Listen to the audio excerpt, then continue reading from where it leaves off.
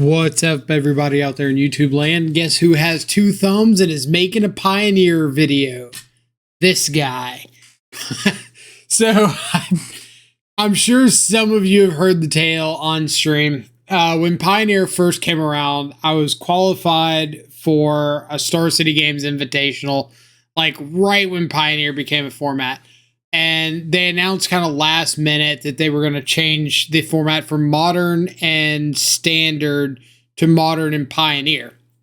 So I had to go out and start like testing Pioneer decks right at the inception of the format, and went through this string of like 5 or 6 straight decks just getting banned right out from under me. So I kind of like lost all interest in the format, and a couple, I guess, maybe 5-6 months later, I kind of decided, okay, I'm going to put together a Pioneer deck. The only one that's really jumping out at me is Blue-Black Inverter. I figured there was a chance it was going to get banned, but I owned most of the cards already. So when it did finally get banned out from under me as well, I hadn't even played with a paper, or played in a paper tournament with the deck before it got the axe. But after that, I kind of just said, nope, not happening anymore. Sticking to Modern, and left the format at that. So it's been a minute since I've looked at any sort of real Pioneer content. But I decided, hey, why not give it a shot? It's been a while. Bury the axe. Let bygones be bygones. See what the format has to offer. See what the decks look like. What kind of stuff's going on. And so that's what I did. I was watching a stream the other day and watching a player, I believe, let me double check before I tell you the wrong information, because I totally have it available to me right now. I do have it in the deck list down below. So if you're wanting to check out the list, we'll have it. But I was watching a player, Magic Online name Mountain Master 13, playing some Modern Zoo and some Pioneer Gruul Aggro, and the deck looked really interesting. Decided to try it based on that. So grabbed the list that I watched him trophy with live on stream and decided to fire it up and see what happened.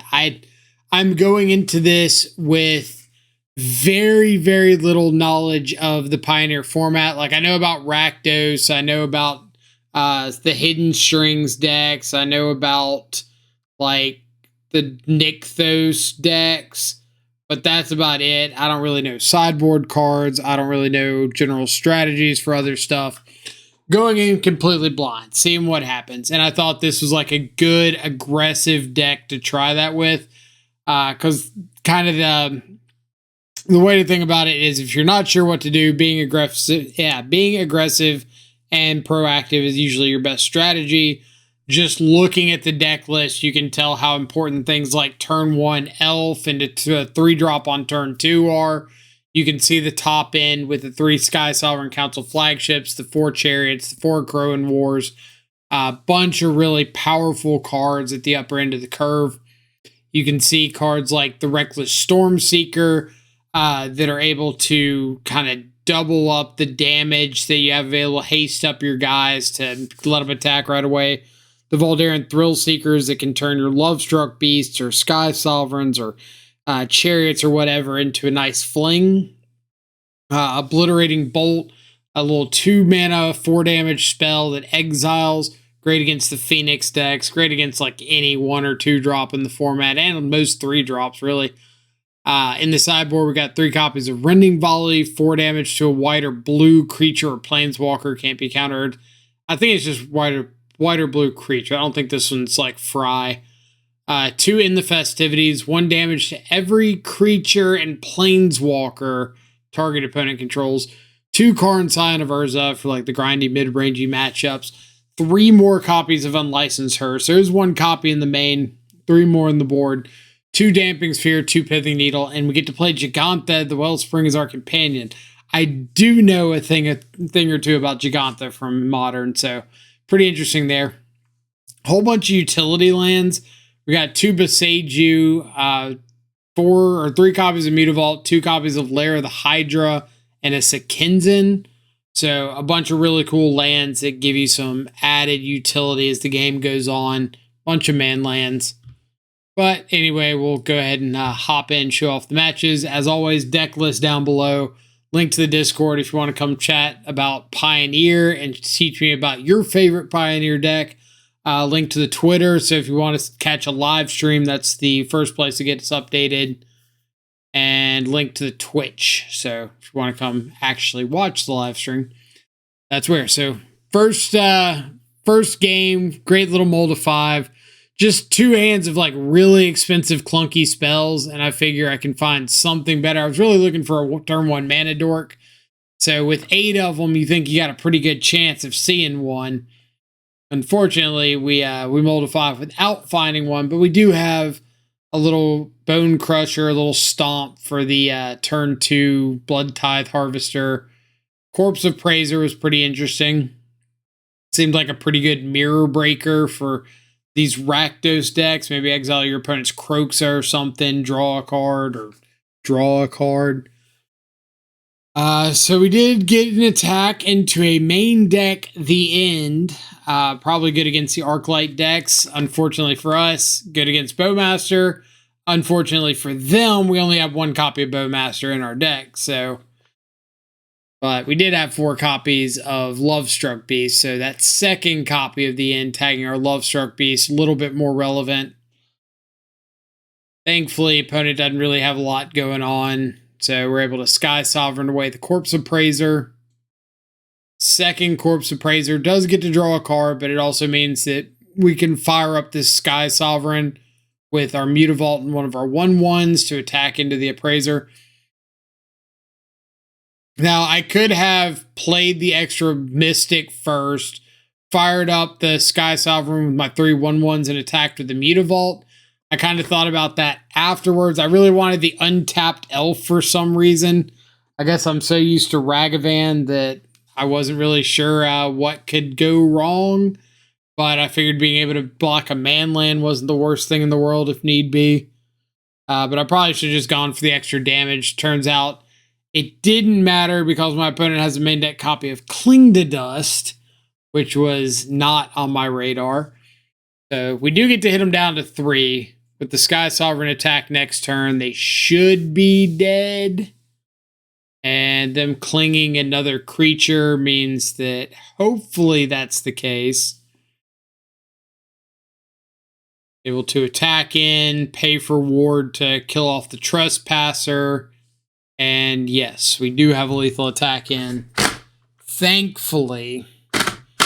So we get to go to game number 2. Really cool to win that game despite being on a mold of 5. Sideboarding against this kind of Grixis mid-range you control deck. I boarded out some of Crowan Wars because they didn't seem that creature heavy. Boarded in like the Karn Scion of Urza's. Boarded in, I think, the Unlicensed Hearses. And then game 2, our opponent's going to lead off on a Reckoner Bank Buster. So got to save the Beseiju in case I want to take that out. Stomping Ground means I can go for Karn and have Beseiju if I want. I was not expecting Disdainful Stroke. Good little learning opportunity for me, finding out what's in the format. But I do get to Beseiju down the Bank Buster without them getting to draw a card. Unfortunately, we don't have a removal spell for the second Bank Buster, but you know. Sometimes it'd be like that. But it's going to draw a card, take 2. We do have a nice little clock going, unless they have a Meat Hook Massacre. I'm also getting used to a lot of these cards that were like banned in Standard that I honestly thought were banned in Pioneer. So over the course of the league, we see like a Meat Hook Massacre, a Fable of the Mirror Breaker, the Bank Buster. All these I thought was banned in Pioneer. Turns out not the case. Banned in Standard. I thought this was really funny. They played this dragon that like exiles 2 cards off of my library and then they can play them. Not they can pay them or play them by paying mana of any color. So the fact that they hit the Beseiju for green and the Chariot to have a play was kind of funny. But either way, we get to go to game number 3 because we got steamrolled that game. But game number 3 on the play with double elf. So even though they have a rule spell for the first elf, we do have a second one. Got a Love Struck Beast. If we find a land, we can Karn. If we don't find a land, we can still Love Struck Beast. But you do really see the importance of getting to like 3 and 4 mana in this deck. Decide to Obliterating Bolt because Blood Tithe Harvester does have the text on it that you can't use it except at sorcery speed. So being able to Obliterating Bolt on my turn, not have to worry about them killing off a mana dork or something, and then get a nice attack in. Pretty positive. They follow up with a Corpse Appraiser, which is just in time for me to have enough mana to follow up with one of my 4-drops. Could have gone for the Chariot, but kind of wanted to get my card advantage engine resolved. Chariot's great and all, but Karn. What more do you need? So cracking in. I was not expecting a double block. So that was pretty nice to be able to get the big flyer out of the way, protect Karn, still get down the Chariot, really swarm the board a bit. And now Karn can start snagging some of these Reckless Storm Seekers from exile. Come down, pump up some dudes in combat. I kind of think they have another Disdainful Stroke right here, so being able to play out a 3-drop, get aggressive is really nice. K-Command to kill off a cat, and Chariot's fine. Wasn't firing up the Chariot anyway. Figure we're going wide. Obviously, if they have a another Meat Hook Massacre, that would be pretty good, but at the same time, if they have a Meat Hook Massacre, I do have some manlands to throw down with. So, on to match number 2. Really good showing in that first round. Winning the die roll with a turn 1 elf. I hear is pretty good. I was looking at some of the tournament results before we started this league. Looks like a mirror match. And I saw that Nykthos only had like 1 copy in the top 32 in the last Pioneer Challenge. So for being a deck that's like over the top, busted, and needs to be banned and whatnot, that I keep hearing, it did not appear to be that way. I really love these Love Struck Beasts being able to make that little 1/1 token. Not so much for being able to attack with Love Struck Beast, but just to get like a 2-for-1 in the deck. Usually just ends up being like a chump blocker, but still relevant. Get the Thrill Seeker up, our Love Struck Beast, attack in. Swinging with a bunch of the crew, because if they block the Love Struck Beast, we could just let the block go through, but I really want to sack it, deal the damage. That way I can Voldaren Thrill Seeker my Mutavault next turn and have the full lethal 4. And they probably don't have a lot of good ways to interact with Mutavault. They could maybe kill the Elvish Mystic, but we'll take that risk. And plan works out. We get to pump up the Mutavault, sack it, kill them. Nice. These Thrill Seekers and Storm Seekers, pretty fun. Pretty fun cards. Sideboarding in the mirror. I have basically no idea what I'm doing.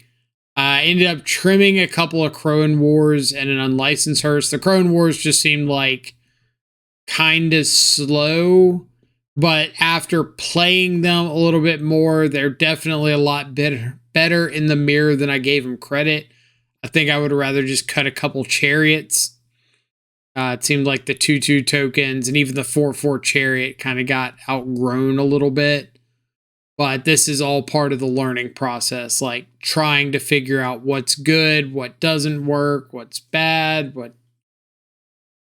I will say, I guess spoiler alert, if I were to play Gruul again, which I thought this deck was really fun, and I would absolutely be willing to play this deck again, I would like to find another couple cards for the mirror in the sideboard, because it feels so much like it's just a gamble. Like, who's on the play? Who has the Llanowar Elf? Hope to get there. We're going to fire up a chariot, haste it. I also screwed up with the Akroan War like 3 times. Also, spoiler, because I kept thinking that it immediately came down and like goaded all your opponent's creatures, and it doesn't. It just comes down and steals something the first time. So I was like planning out lines a turn or 2 ahead, thinking, oh yeah, I goad them all this turn, and the next turn I wipe them and I can attack in. And it's like, no, it's 3 turns before that actually happens. So you got to be careful. But I figured my opponent would go for the block here that kind of got rid of the most bodies. So the In the Festivities being able to sweep up a little bit. And then the Stormseeker off the top was absolutely chef's kiss. Because if you haven't read this card, because I didn't on the backside, on the front side, it's a 2/3. Give something +1/+0 and haste on your inner combat step. On the backside, it's a 3/4 that gives something +2/+0, haste, and trample if it's night. So that was just enough to trample through the Mutavault. If we didn't get to trample through the Mutavault, I did have like the Lair of the Hydra to force a chump block, or the Mutavault to force a trade, or some variant there of man lands. But either way, we are on to match number 3. Turn 1 Elf again. Turn 2 Stormseeker. This Huntsman card that my opponent's got, like the green Fable of the Mirror Breaker, looks pretty sweet. So the first chapter makes it 3/3. The second chapter, you can sacrifice a creature and essentially, like Worldly Tutor, go search up a creature, put it into your hand, instead of on top of your library like Worldly Tutor. And then the third chapter is like 2 creatures get +2/+2 and trample until the end of the turn. So really cool to be able to tutor up a good piece, as well as provide some solid beat stick support. So they ended up searching up this green-red creature that's got first strike and reach, and at the beginning of combat, you put 1/1 counters onto another creature equal to its power. So they're pumping up this beast token to absurd amounts. Unfortunately, assertive mounts does not involve putting me to 0, so I do get to Sky Sovereign down something, and then haste up a Sky Sovereign and swing for lethal, which, as you can tell by the thumbnail of this video, is my favorite line I have ever seen with this deck. It is so much fun just to be able to like Sky Sovereign, blow something up, crew it up, immediately haste it, ping something else off. Ooh. It makes my heart race. So, game number 2, pretty similar sideboarding to the last game, except I think this time I did board out a couple chariots instead of a couple of Akroan Wars. Again, I would like to find something that I think is a little more impactful in the mirror. I think that green enchantment was pretty sweet, but really I think it just needs to be something to fight over Llanowar elves a little more. But I'm still learning the card pool, what's available.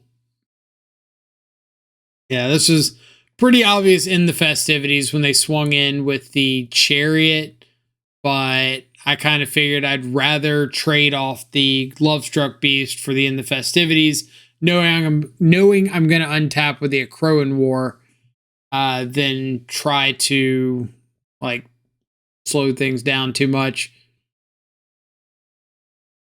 or try to not block and deal with the chariot.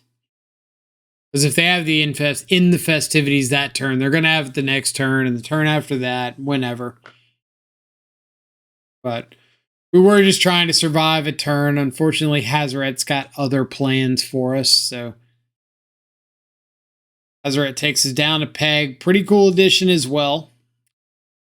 I think Hazoret seems like a very solid top-end option. Little mulligan. First hand, I think, had only Mutavault. This hand, though, we do have an Elvish Mystic. So Mystic into Thrill Seeker is pretty great start. Especially if your opponent doesn't have their own Elvish Mystic.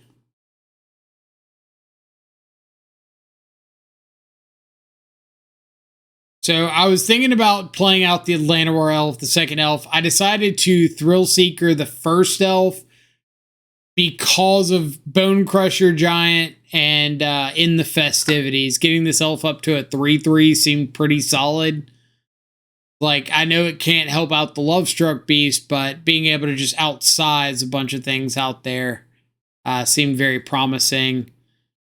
And then, like, here, I do get to fire up the Mutavault, attack him with the Lovestruck Beast as well. Keep providing pressure. Seems to be the way to get an edge in the mirror is like who's attacking with the big stupid thing first. So being able to play turn 2 Storm Seeker hasted up, or turn 2 Lovestruck Beast and get it attacking on turn 3. Here, this is basically like trade off my dude for a Strip Mind and a kill spell. So we'll take that. Especially when I know this Lovestruck Beast is going to get to keep attacking.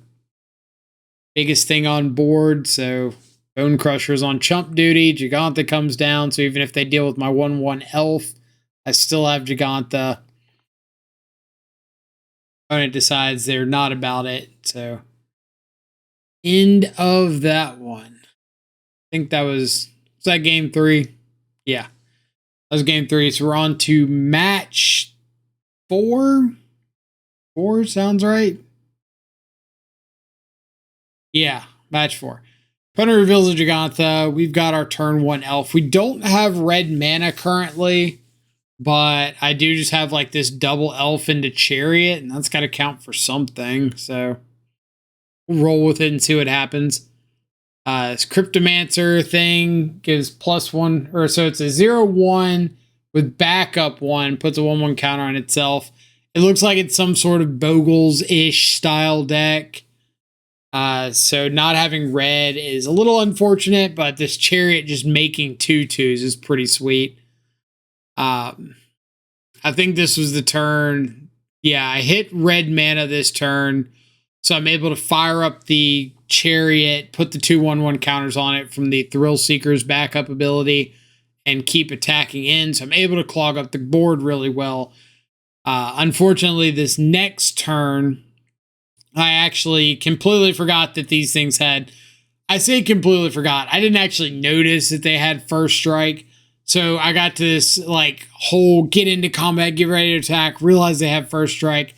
Dang. Never mind. Skip that.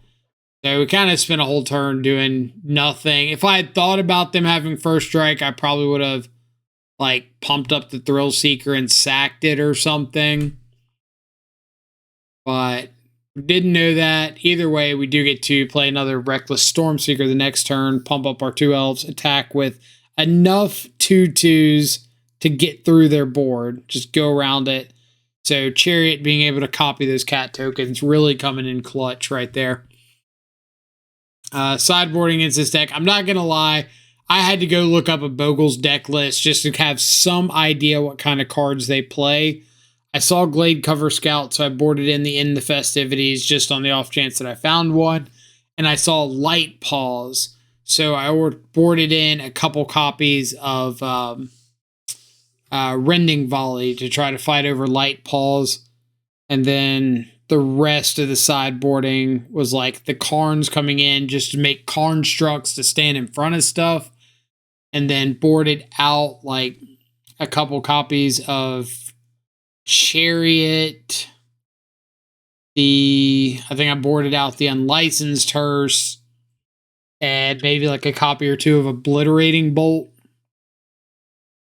Just to try to get more instant speed to deal with Light Paws.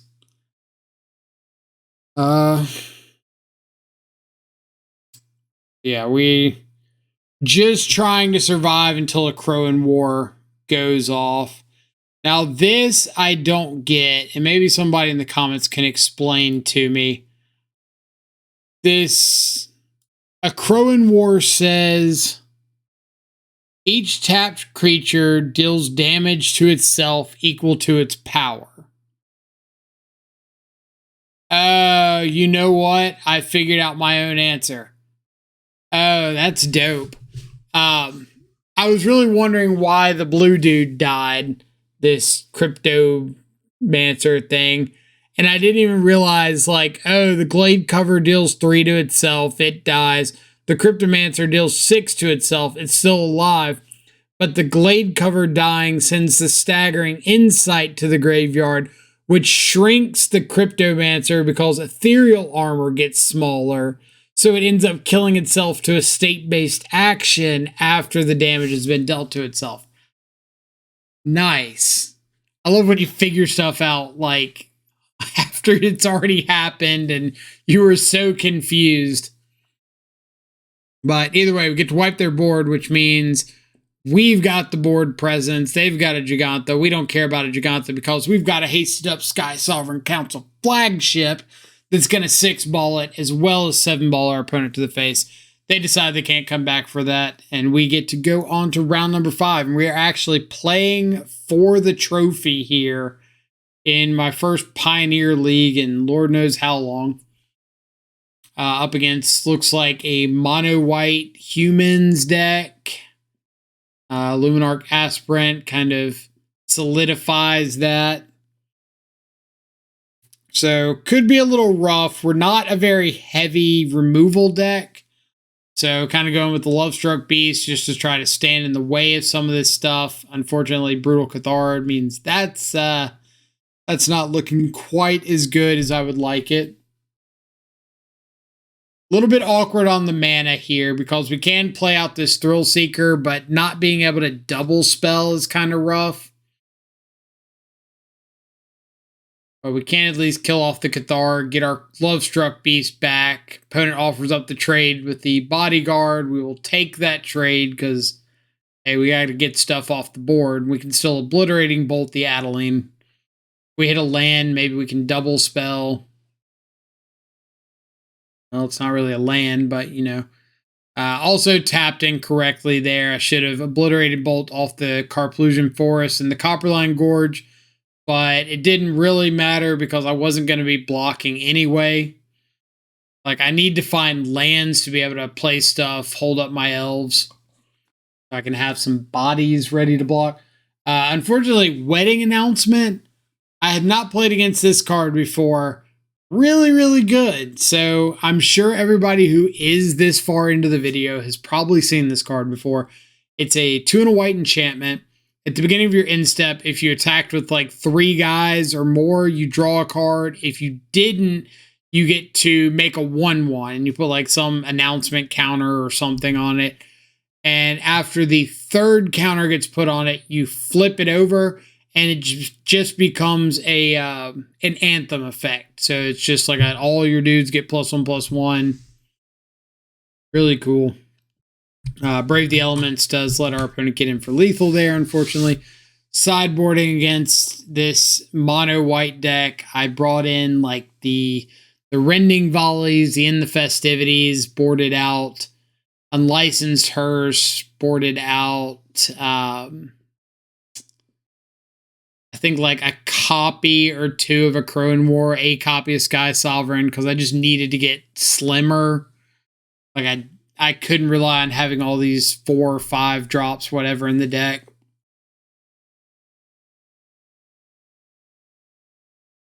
So we are going to crack in with Lovestruck Beast. Thankfully, these Lovestruck Beasts are like a ridiculously good clock. Just being able to come down pretty aggressively off the Llanowar Elves. Put a ton of punch on your opponent. And then you get to double Sky Sovereign. I love it so much. I cannot describe how happy these hasted up Sky Sovereign lines make me. You're able to just kill off a couple dudes, hit your opponent for 7. It's turn 4. Like, this is modern reminiscent. And it's going to kill off our Reckless Stormseeker. We say, cool, don't care. Got Sky Sovereign. I already got my hasted up attack. I don't need another one. I just have a 6/5 boat swinging in and killing stuff off. Get to go to game 3. Why would I not be surprised that our trophy match goes to game 3 in like our first Pioneer League in Lord knows how long? Opening 7 had no creatures whatsoever. Had a couple pieces of interaction, but no creatures. Was a little rough. Decided to mold to a hand that did have the interaction. Didn't have a creature as well. Thankfully, we drew into an Elvish Mystic. But I would have liked to see some more bodies on the board. Lovestruck Beast. Bone Crusher Giant would be really good. Kind of aggressively trade off to try to clear the board. Unfortunately, Wedding Announcement says, like, hey, I don't care how much you clear the board, there's going to be a board. Decide not to trade off with the token. Glad that I didn't when I top decked the Lovestruck Beast. But I just need, like, Throwing Wars, something like that. You might notice here that my timer goes from a healthy 15 minutes and 42 seconds when the Akroan War is resolving to 8 minutes and 22 seconds. And you might be like, yo, that's a big pause to be thinking about what to take with Akroan War.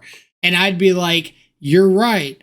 That's because my internet cut out. And I thought we were going to have a disconnect in game 3 of the trophy match of our first Pioneer League back. And I was going to be like, yeah, that makes sense for me in Pioneer. But it didn't. We were able to get back into the match. Thankfully, plenty of times going on. So we're not in some absurd rush. Brutal Cathar away. Our Lovestruck Bees get in a big attack. Again, I wish this Akroan War were like a little bit faster, but it's not the end of the world. I think there's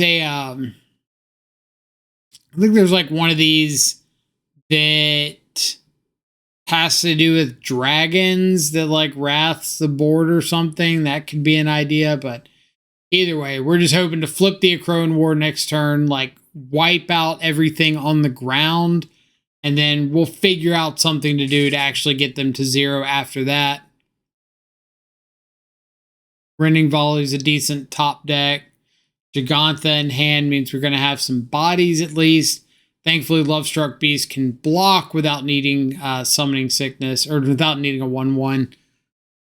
That Destroy Evil, kind of unfortunate. We could have Rending Volleyed on our turn to play around something like Brave the Elements. Unfortunately, I wanted to keep it if I could in case of like Adeline, something like that. And then the combination of Destroy Evil, Brave the Elements means we are super dead to Mutavault and the human token attacking through. So, unfortunate, but it was still a really, really fun league. I'm very, very happy with a 4-1, especially for not having a lot of idea of what's going on. Things that I would consider for this red-green deck based off my very, very limited experience. The Unlicensed Hearse, probably fine in the main, especially if you're expecting a lot of Arclight Phoenix decks. Clearly, we didn't see one this league, so it didn't look as good. But if that's something that you're very considerate of, could be an option. Could also just run another Obliterating Bolt or something. I don't know how bad the Arclight matchup is, so I don't want to assume anything. In the sideboard, wasn't huge on the Karns, but I get the appeal. Damping Sphere for the Nykthos decks is probably pretty necessary. Pithing Needle is probably pretty good. Maybe cut the third Unlicensed Hearse out of the board. So if it were up to me, I would look for something like the Unlicensed Hearse, the 2 Karns, maybe the In the Festivities for something to be a little bit better in the mirror. Again, what that would be, I don't really know because my knowledge of the card pool is very lacking. But like I've seen Roast, I've seen something like Play with Fire, just to be like aggressive, instant speed, 1-mana interaction. That Huntsman's Redemption card, the 3-mana green enchantment, looked really cool. I've seen Hazaret, Clothis, Tranquil, Frillback. We got played against us. Lithomantic Barrage could kill off a Mana Dork as well as come in against the blue and white decks. But either way, I'll probably play this deck again sometime in the near future. I don't know when. I don't know what kind of changes I'll make. But this was a very, very promising initial dive into Pioneer. Really cool to see what's going on. Really nice to have some sort of immediate feedback instead of a bunch of feels bad games. So if you enjoyed it, let me know in the comments down below so we can try out some more Gruul or some other Pioneer decks, maybe live on stream. We'll see how that goes. Other than that, hope y'all all have a fantastic rest of your day. Stay safe. Enjoy some good food and company. Catch y'all back live later. Adios for now.